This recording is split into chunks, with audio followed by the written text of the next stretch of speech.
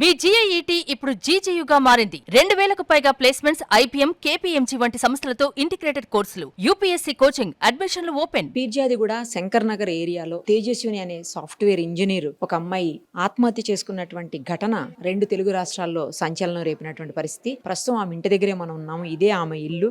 ఇప్పుడైతే ఇక్కడ ఎవరు లేరు. వాళ్ళ మదర్ కూడా వాళ్ళది విజయనగరం జిల్లా దేవపల్లి అని చెప్తున్నారు. సో అక్కడికి వెళ్ళిపోయారని తెలుస్తుంది. ఆమె ఉన్న ఇల్లు అయితే ఇదే. సామాన్ కూడా ఉంది కానీ ఎవరైతే ఇంట్లో లేరు. ఇప్పుడు ఆమె ఈ ఇంట్లో నుంచి కిందికి వచ్చిందో మరి ఇటు నుంచి వెళ్ళిందో అర్థం కావట్లేదు. ఎందుకంటే పక్కన కూడా సీసీ కెమెరాలు ఉన్నాయని చెప్తున్నారు. మరి ఆ సీసీలు ఎక్కడ అటు వెళ్ళినటువంటి విజువల్స్ అయితే రికార్డ్ అవ్వలేదు. బట్ ఈ గోడ మీద నుంచి దూకి మళ్ళీ ఆ గోడకి వెళ్ళిందా, ఎట్లా వెళ్ళిందో కూడా తెలియదు. ఆ ఇంట్లోకి వెళ్ళి వాళ్ళ డోర్ అయితే కొట్టిందంట. అప్పటికి ఆమె నగ్నంగా ఉంది. ఆ అమ్మాయి ఎవరు వాళ్ళు డోర్ తీయడానికి భయపడిపోయి ఎవరు రాలేదు. 5 నుంచి 10 నిమిషాలు డోర్లు తీయలేదంట వాళ్ళు. ఆ తర్వాత బయటకు వచ్చేసి అక్కడి నుంచి పరిగెట్టుకుంటా అమ్మవారి టెంపుల్కి వెళ్ళింది. ఇప్పుడు అది కూడా చూపిస్తాను నేను. అయితే ఫస్ట్ ఫ్లోర్ లో ఉన్న వాళ్ళ డోర్ కూడా చాలా సేపు కొట్టిందంట. 5 నుంచి 10 నిమిషాల డోర్ కొడుతూనే ఉందని చెప్తున్నారు. మనం 16వ తారీఖు ఆమె అక్కడక్కడే బ్యాగ్ లగేజ్ పట్టుకొని తిరుగుతున్నటువంటి విజువల్ కూడా ఇప్పుడు నేను చూశాను. అది కూడా విజువల్ మీరు కూడా చూద్దరు కానీ. బట్ ఎక్కడా కూడా అమ్మాయి అంటే ఎవరో ఏదో చేశారు, వేరే ఎవరన్నా ఇబ్బంది పెట్టారనేది అయితే ఎక్కడ కనిపించట్లేదు. కింద ఎవరో ఫోన్ మాట్లాడుకుంటున్నారు, బ్యాచులర్స్ ఉన్నారని చెప్తున్నారు. బట్ అతను ఫోన్ మాట్లాడుకుంటూ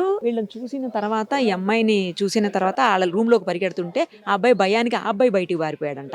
మనం విజువల్స్ లో చూస్తున్నాం, ఒక అబ్బాయి పరిగెడుతుంది కనిపిస్తుంది. ఆ అబ్బాయి అనమాట ఈ ఇంట్లో ఉన్నటువంటి బ్యాచులర్. ఆ భయానికి ఆ అమ్మాయి లోపలికి వస్తుంటే ఆ భయానికి అతను పారిపోయాడు. సో అతను వేరే రూట్ లో వెళ్ళిపోయాడు. ఈమెమో టెంపుల్ వైపు వెళ్ళింది అనమాట. ఒకసారి టెంపుల్ దగ్గర కూడా చూద్దాం మేడం. సో అలా ఆ అమ్మాయి వాళ్ళ ఇంటి దగ్గర నుంచి రోడ్డు సైడ్ నుంచి మొత్తానికి పరిగెట్టుకుంటూ వచ్చి పక్కనే ఉన్నటువంటి మహంకాళి అమ్మవారు బీరప్ప స్వామి టెంపుల్ ఉంది. 1.5 మంత్ బ్యాకే ఈ టెంపుల్ ని కూడా ఇక్కడ నిర్మించారని తెలుస్తుంది. ఈ టెంపుల్లోకి రావడానికి ట్రై చేసింది. బట్ లాక్ వేసేసి మిడ్ నైట్ లో కదా, 2:30 టైంలో లాక్స్ ఎక్కడ ఓపెన్ ఉండవు టెంపుల్స్వి. సో అలాగే ఈ టెంపుల్ కూడా లాక్ ఉంది. పక్కనే ఇంకొక చిన్న గుడి ఉంది. టెంపుల్ ఆనుకుని చాలా చిన్న గుడి ఉంది. ఆ గుడి దగ్గరికి వచ్చిందంట. ఆ గుడి దగ్గరికి వచ్చి దానికంటే ముందు ఆమె 3 ప్రదక్షిణాలు కూడా చేసింది. గుడి చుట్టూ ప్రదక్షిణాలు కూడా చేస్తుంది. ఆ విజువల్స్ కూడా మనం చూడొచ్చు. గుడి చుట్టూ తిరిగేసి ఆ తర్వాత వచ్చి ఇక్కడ అమ్మవారిది చిన్న విగ్రహం ఉంటే ఆ విగ్రహాన్ని తీసుకుని ముందు ఇది లాక్ లేదు చూడండి, ఇది ఓపెనే ఉంది. ఇది ఓపెన్ చేసి ఆమె చుట్టూ తిరిగేటప్పుడు చెప్పులు ఉన్నాయి, కానీ ఇక్కడికి వచ్చిన తర్వాత చెప్పులు పక్కకి వదిలేసి ఆ తర్వాత ఈ గుడి లోపలికి వెళ్ళి కూర్చుంది. అందులోపల ఈ చిన్న టెంపుల్ లోపల కూర్చుని ఆ తర్వాత ఆ విగ్రహం తీసుకొని ఆమె బయటికి వెళ్ళిపోయి పడేసినటువంటి పరిస్థితి. విగ్రహంతో పాటు ఆమె కూడా దుంకింది. విగ్రహం ఇప్పటికొచ్చి ఇంకా దొరకలేదు. ఆమె బాడీ అయితే దొరికింది కానీ ఆ విగ్రహం ఇప్పటికి ఇంకా పోలీసులు సెర్చ్ చేస్తున్నారు. ఇప్పటికే చేశారు, ఇంకా చేస్తున్నారు. అయినా కూడా విగ్రహం మాత్రం దొరకలేదు. ఎందుకు ఇంత ప్రవర్తనకి కారణం ఏంటి అనేది కూడా అర్థం కానటువంటి సిచ్యువేషన్. ఇప్పుడు అక్కడ ఉన్న వాళ్ళు, చుట్టుపక్కల వాళ్ళు, కింద వాళ్ళు చెప్పినటువంటి మాటల ప్రకారం అయితే వాళ్ళు కొంచెం తల్లి కూతురు ఇద్దరు కూడా మానసిక పరిస్థితి సరిగా లేదు అనే చెప్తా ఉన్నారు. అందుకే ఇంట్లో ఆమె వచ్చే ముందే తల్లిని ఒక రూమ్లో పెట్టేసి బయట గడబెట్టేసి 2వ రూమ్లో నుంచి ఆమె ఒంటి మీద ఉన్నటువంటి బట్టల్ని విండోలోంచి బయటికి విసిరేసిందంట. అక్కడనే ఇంటి దగ్గరనే ఆ విండో నుంచి విసిరే బట్టలు చుట్టుపక్కల వాళ్ళు కూడా చూసారంట ఆ టైంలో. మరి వాళ్ళు ఎందుకు ఉన్నారో ఆ టైంలో లేచి ఆ బట్టలను బయటికి విసిరేసిందంట. సో అవి రోడ్డు మీద పడలేదు, అక్కడ చెట్ల మీద, కొమ్మల మీద ఎక్కడో పడిపోయాయని చెప్తున్నారు. ఆ తర్వాత ఆమె పరిగెట్టుకుంటూ ఇటు వచ్చేసిందన్నమాట. కిందకి వెళ్ళింది. కింద బ్యాచులర్స్ ఇంట్లోకి వెళ్తే ఆ అబ్బాయి భయానికి ఆ అబ్బాయి పారిపోయాడు. ఆ తర్వాత ఈమె పరిగెట్టుకుంటూ ఇటు వచ్చేసింది. అతను రోడ్డు మీద పరిగెట్టుకుంటూ వెళ్ళిపోయాడు. ఆ అమ్మాయి ఏమో ఈ రైట్ సైడ్ ఉన్నటువంటి, అంటే వాళ్ళ ఇంటి నుంచి కొంచెం తిరగిన వెంటనే రైట్లోనే ఉంది ఈ టెంపుల్. ఇక్కడికి రావటం, మళ్ళీ ఆ చిన్న గుడిలో కూర్చోవటం, అక్కడ ఉన్నటువంటి అమ్మవారి విగ్రహాన్ని తీసుకొని ఆ తర్వాత ఆమె చెరువులో దూకటం జరిగిందనమాట. ఆ చెరువు కూడా ఒకసారి చూద్దాం. ఇదిగో ఇదే ప్లేస్. ఇప్పుడు మనం ఎక్కడైతే నుంచున్నామో అదే ప్లేస్లో ఆమె దూకినటువంటి పరిస్థితి. అమ్మవారిది చీర కూడా ఆమె పట్టుకుని వచ్చింది కదా, విగ్రహంతో పాటు అమ్మవారి చీరను కూడా తీసుకొచ్చింది కదా. అమ్మవారి చీర కూడా ఇక్కడనే ఉంది. మరి దీన్ని ఎందుకు పోలీసులు హ్యాండ్ ఓవర్ చేసుకోలేదో తెలియదు. అక్కడ కరెక్ట్గా ఆ మధ్యలో స్టెప్స్ కనిపిస్తున్నాయి మనకి చిన్నవి. అక్కడ ఆ స్టెప్స్ దాటిన తర్వాత ఆ మధ్యలో ఆమె బాడీ నీటి మీద తేలుతూ కనిపించినటువంటి సిచ్యువేషన్ మనం విజువల్స్లో చూసాము. అయితే ఇప్పుడంతా మట్టి పేరుకొని ఉంది. అప్పుడు ఇంత మట్టి లేదు, వాటరే ఉంది. తర్వాత వర్షం పడ్డం, ఈ 2 రోజులు బట్టి 3 రోజుల నుంచి వర్షం ఉంది కదా విపరీతంగా. దానివల్ల మొత్తం చెత్త చెదారం అంతా పేరుకొని పైన అంతా కవర్ అయిపోయింది. కానీ నార్మల్గా అయితే వాటరే ఉంది అక్కడంతా కూడా. అయితే సీసీ కెమెరా ఉంది ఇక్కడ. ఈ సీసీ కెమెరా మరి వర్క్ చేయట్లేదని చెప్తున్నారు. ఇంకోటి ఏంటంటే ఇది పార్కు లాగా, వాక్వే లాగా, పార్క్ లాగా ఉంది.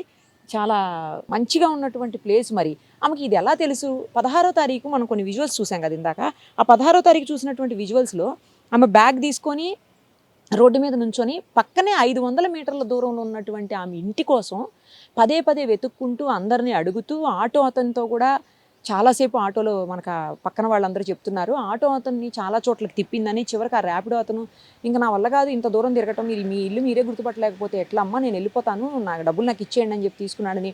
ఆ డబ్బులు కొట్టేటప్పుడు వాళ్ళకి స్కానర్ ఉంటుంది కదా, ఆ స్కానర్ దగ్గర పాపది అంటే ఆటో డ్రైవర్ పాప ఫోటో ఉంటే ఆ పిక్ను కూడా తీసుకునిందంట ఆమె. ఎందుకమ్మా మా పాప ఫోటో తీసుకుంటున్నావు అని అడిగితే దానికి ఆమె సమాధానం ఏంటంటే, మీ పాప బాగుంది, క్యూట్గా ఉంది, అందుకని తీసుకున్నాను. డిలీట్ చేయమంటే చేయలేదంట.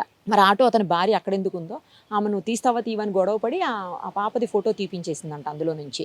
ఇదంతా కూడా మనకి ఆ కింద ఉన్నటువంటి ఎవరైతే ఇందాక మాట్లాడారో వాళ్ళ కోడలు ఆమె మీడియా ముందుకు రావడానికి అది ఇష్టపడట్లేదు. ఆమె డీటెయిల్డ్గా అన్నీ చెప్తా ఉంది ఇలా జరిగిందని చెప్పేసి. సో 16వ తారీఖు 2 రోజుల ముందు 18 ఇన్సిడెంట్ జరిగింది. 16న 16థ్న ఆమె అంతసేపు ఇంటి కోసం వెతుక్కున్న ఆవిడ ఇదంతా దూరం ఇంత దూరం వచ్చి ఇక్కడ ఒక చెరువు ఉందని, ఇందులో దుమకాలని, పక్కనే గుడి దగ్గరికి వెళ్ళాలి, ఇవన్నీ ఎట్లా తెలిసింది అనేది కూడా కొంచెం కన్ఫ్యూజన్గానే ఉంది. మొత్తానికి ఇప్పటి వరకు అయితే ఈ కేసు మిస్టీరియస్గానే ఉంది. ఎందుకు చనిపోయింది, ఎలా చనిపోయింది, అసలు ఆ అవసరం ఏమొచ్చింది, ఎందుకు ఆమె అంత అర్ధరాత్రి పూట బట్టలు తీసేసి చనిపోయింది. ఫస్ట్ డే న్యూస్లో వచ్చినప్పుడైతే అమ్మవారు పిలుస్తున్నారు నన్ను, దేవుడు పిలుస్తున్నాడు, అందుకనే దేవుడి దగ్గరికి వెళ్తున్నాను అని చెప్పేసి చెప్పిందని చెప్తున్నారు. సో ఇవన్నీ ఎందుకు జరిగినాయి ఏంటి అనేది అయితే ఇంకా పూర్తి స్థాయిలో ఇన్వెస్టిగేషన్ అయితేనే కానీ తెలుస్తుంది. అప్పటి వరకు ఇది మిస్టీరియస్గానే. ఇంకోటి వాళ్ళ తల్లికి ఇప్పటివరకు నాకు ఇంకా కూతురు తిరిగి వస్తుంది అని అంటుందంట ఆమె. వాళ్ళ ఫాదర్ కూడా వీళ్ళతో కలిసి ఉండరు. చాలా పెద్ద శాలరీ తోటి ఈమె బెంగళూరులో జాబ్ చేసేదంట. తర్వాత తల్లిదండ్రుల కోసం హైదరాబాద్ వచ్చేసిందని చెప్తున్నారు. కానీ తండ్రి వీళ్ళతో ఉండడు, సొంత గ్రామంలో ఉంటాడంట ఆయన, విజయనగరంలో. తల్లి ఈమె మాత్రమే ఉంటారు. పదే పదే ఇద్దరి మధ్యన చిన్న చిన్న గొడవలు అయితే అవుతూనే ఉంటాయని చెప్తున్నారు. ఆ రోజు కూడా ఏదో గొడవ అయింది అని చెప్పి పక్కన వాళ్ళు చెప్తున్నారు. మరి ఇవన్నీ ఏంటి, ఎందుకు జరిగింది, గొడవ పడేమని ఇలా చేసిందా, ఒకవేళ చేస్తే అమ్మవారి విగ్రహం పట్టుకొని అమ్మవారి చీర తీసుకొని అమ్మవారి గుళ్ళోకి వెళ్ళి ఎందుకు చేసింది, క్షుద్ర పూజలు అవేవో చెప్తున్నారు. మరి అది అంతవరకు నిజము, ఇవన్నీ కూడా పూర్తి స్థాయిలో పోలీస్ ఇన్వెస్టిగేషన్ అయితేనే కానీ ఈ కేసులో ఏం జరిగిందనే నిజానిజాలైతే బయటికి రావు.